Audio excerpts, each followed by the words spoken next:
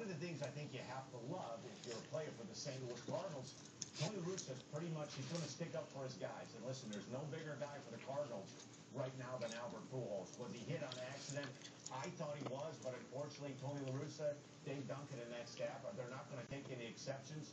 You're going to throw at Albert Pujols, somebody's going to pay the price. No, and he didn't wait till the next day. He waited until the next inning. In fact, the bottom half of that inning, when they missed the first time, they did it again until they got it right. Now, he would say we were just trying to bust him in and not hit him, but I think you're right. You know exactly what you get with Tony La Russa. Let me ask you about the trade deadline. You look at the Yankees, they always get the big arm. This year, they needed the big arm, and they didn't get it. Why not?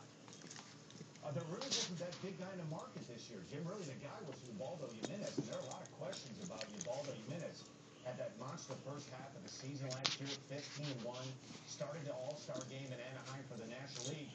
He hasn't been the same Ubaldo Jimenez. There's a couple of really good prize prospects, Manny Banuelos, Dellin Betances for the Yankees. But I just don't think this year, Jim, there were more, I guess you want to call big-time relief pitchers or guys that could help. Heath Bell did end up leaving with the San Francisco Giants. Mike Adams left the Padres to go to the Rangers.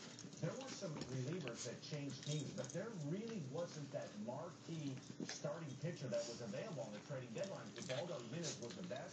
There was some speculation maybe King Felix of the Mariners, the Yankees would be interested in him.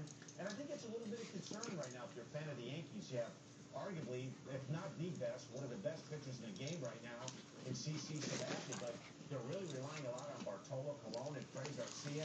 A.J. Burnett struggled last night, couldn't hold a 13-1 lead. So there are some questions. Phil Hughes, they're not sure what they're going to get from start to start with Phil Hughes. So if you're a fan of the Yankees, I'm sure the Yankees right now, quietly, there has to be a big concern because there's a huge drop-off from CC Sabathia to 2, 3, 4, 5 going into September. Yeah, last thought. What about Menace? I mean, to your point, he has not pitched as well this year as he did last year. Although he has pitched better of late, but he's down in terms of velocity. If you're the Indians, do you give up what they gave up to make that deal?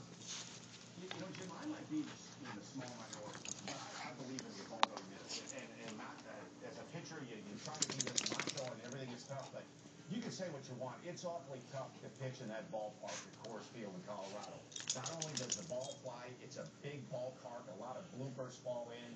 And there have been a lot of guys that have gone to Coors Field and thought they were going to beat it. And I just think that that's a tough place, not only from the altitude, but the ballpark. It's tough to consistently pitch and win there year after year after year. And I can tell you, there was a time when I was with the Arizona Diamondbacks with Randy Johnson and Kurt Schilling.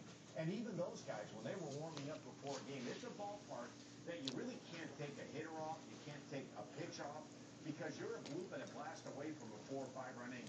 And I might be in the minority, but I just think that this is going to be a good move for Ubaldo Jimenez. I expect him to pitch better with the Indians. No, I'm with you. I don't think a team like